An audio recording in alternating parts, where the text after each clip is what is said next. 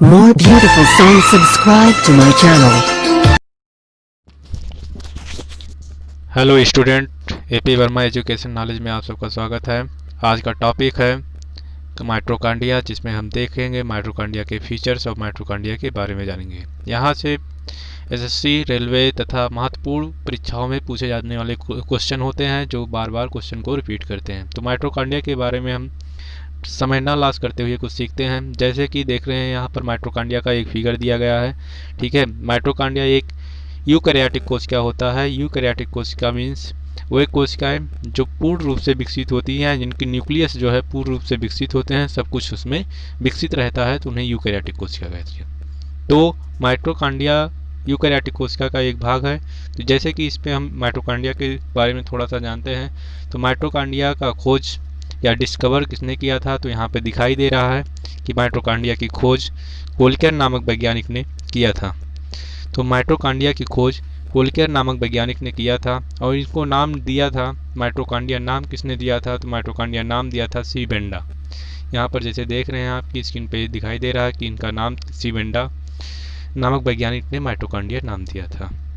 Mitochondria एक यहाँ पर यूकैरियोटिक कोशिका पूरा लिया गया है। यूकैरियोटिक कोशिका में यहाँ पर दिखाई दे रहा है कि छोटा सा भाग है जिसको यहाँ पर बड़ा करके दिखाया गया है। तो माइटोकॉन्ड्रिया एक यूकैरियोटिक कोशिका में पाया जाता है जो पूर्ण रूप से विकसित होता है। इसे सेमी कंडक्टर या सेमी या स्वायत्त कोशिका भी बोला जाता है। तो माइटोकॉन्ड्रिया के यहाँ पे कुछ डीएनए दिखाए गए हैं। तो माइटोकॉन्ड्रिया के बारे में और आगे जानने के लिए हम दूसरे फिगर में चलते हैं, जैसे कि आगे आप देखेंगे।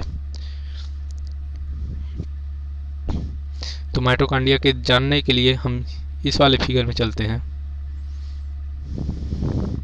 तो माइटोकॉन्ड्रिया का जैसे हम यहाँ पर देख रहे हैं कि माइटोकॉन्ड्रिया बाई लेयर होता है। इसमें दो लेयर पाए जाते हैं या दो मेम्ब्रेन पाए जाते हैं, जिसको बाहरी मेम्ब्रेन को आउटर मेम्ब्रेन कहा जाता है। यहाँ पर एक बाहरी मेम्ब्रेन है जिसे आउटर मेम्ब्रेन कहा जा रहा है। जैसा कि आप यहाँ पर देख रहे हैं, एक रेखा जो आई है यहाँ से, ये सबसे बाहर वाली परत है, इसे आउटर मेम्ब्रेन, और इसके अंदर वाले मेम्ब्रेन को इनर मेम्ब्रेन कहते हैं। तो आउटर मेम्ब्रेन और इनर मेम्ब्रेन दोनों को मिलाकर बाई लेयर बोला जाता है या दोहरी झिल्ली का बना होता है। तो माइटोकॉन्ड्रिया के अंदर कुछ चीज़ें पाई जाती हैं, जैसे कि यहाँ दिखाई दे रहा है। प्रोटीन का बना होता है ये माइटोकॉन्ड्रिया, और यहाँ पर एटीपी पाए जाते हैं। जब माइटोकॉन्ड्रिया में यहाँ पर स्पाइरेशन होता है और एटीपी बनता है, तो माइटोकॉन्ड्रिया एटीपी बनने के कारण ही इसे जो है माइटोकॉन्ड्रिया को ऊर्जा घर कहा जाता है। तो माइटोकॉन्ड्रिया इज द ये मोस्ट इम्पॉर्टेंट क्वेश्चन है कि माइटोकॉन्ड्रिया को पावर हाउस कहा जाता है या ऊर्जा घर कहा जाता है। तो माइटोकॉन्ड्रिया के अंदर आप देख रहे हैं जैसा कि कुछ यहाँ पर अंदर में यहाँ लिखा गया है ग्रेन्यूल, कुछ कण समान संरचनाएं होती हैं। मैट्रिक्स पाया जाता है। एटीपी सिंथेसिस करता है, मतलब एटीपी ये ऊर्जा का एक मॉलिक्यूल होता है जो सिंथेसिस करना मतलब ये अवशोषित करते हैं। उसके पश्चात इनमें जो है कुछ बीच बीच में मेम्ब्रेन पाए जाते हैं जिन्हें इंटर स्पेस मेम्ब्रेन कहा जाता है। माइटोकॉन्ड्रिया का अपना खुद का डीएनए होता है जो अपने आप में ही एक कोशिका के रूप में या अर्धस्वायत्त कोशिका के रूप में काम करता है, जबकि प्रोकैरियोटिक कोशिका में कोई कोशिकांग नहीं पाए जाते और माइटोकॉन्ड्रिया प्रोकैरियोटिक कोशिका में एब्सेंट होता है। इसके आगे जानने के लिए हम आगे दूसरे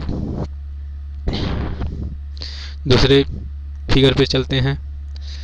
दूसरे फिगर में जैसे कि यहाँ दिखाया गया है केमिकल स्ट्रक्चर। तो केमिकल स्ट्रक्चर में माइटोकॉन्ड्रिया कुछ बना होता है, उसका कैसे केमिकल स्ट्रक्चर होता है और क्या क्या उसमें पाया जाता है। तो माइटोकॉन्ड्रिया में प्रोटीन 60 से 70% होता है, फास्फोलिपिड 20 से 25% पाया जाता है।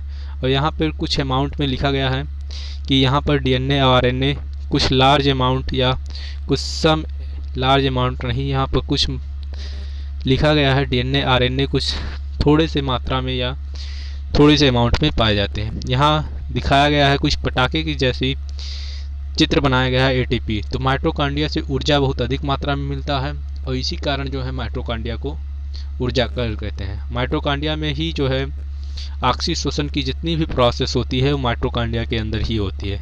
यहाँ पर देख रहे हैं कि ये इसमें प्रोटीन इंपॉर्टेंट है और इसमें कैल्शियम +2 आयन होता है, और माइटोकॉन्ड्रिया से हमें हीट मिलती है, एटीपी मिलती है। तो माइटोकॉन्ड्रिया से हमें कई चीज़ें मिलती हैं, इसी कारण जो है माइटोकॉन्ड्रिया को ऊर्जा का घर कहा जाता है। और यह यूकैरियोटिक कोशिका का सबसे मोस्ट इम्पॉर्टेंट पार्ट है। ये यूकैरियोटिक कोशिका का मोस्ट इम्पॉर्टेंट सेल ऑर्गेनेल्स है और इस ऑर्गेनेल से बार बार क्वेश्चन पुटअप करता है कि जो है किस ऑर्गन्स को ऊर्जा घर कहा जाता है। तो माइटोकॉन्ड्रिया को पावर हाउस कहा जाता है या ऊर्जा घर कहा जाता है। यहाँ इसके अंदर जो है श्वसन की सारी प्रोसेस होती हैं, जैसे फोटोसिंथेसिस की प्रोसेस नहीं, सॉरी, यहाँ पर जो होती है कि रिस्पायरेशन की जितनी भी प्रोसेस होती है यहाँ पर होती है, जैसे ETS, इलेक्ट्रॉन ट्रांसपोर्ट्स, और उसके पश्चात जो है इसके अंदर पायरुविक एसिड से ग्लाइको या ग्लाइकोलिसिस साइकिल जो बनते हैं, पूरे साइकिल, क्रेब्स साइकिल, ये सब जो है माइटोकॉन्ड्रिया के अंदर ही होते हैं। आज की वीडियो के लिए धन्यवाद।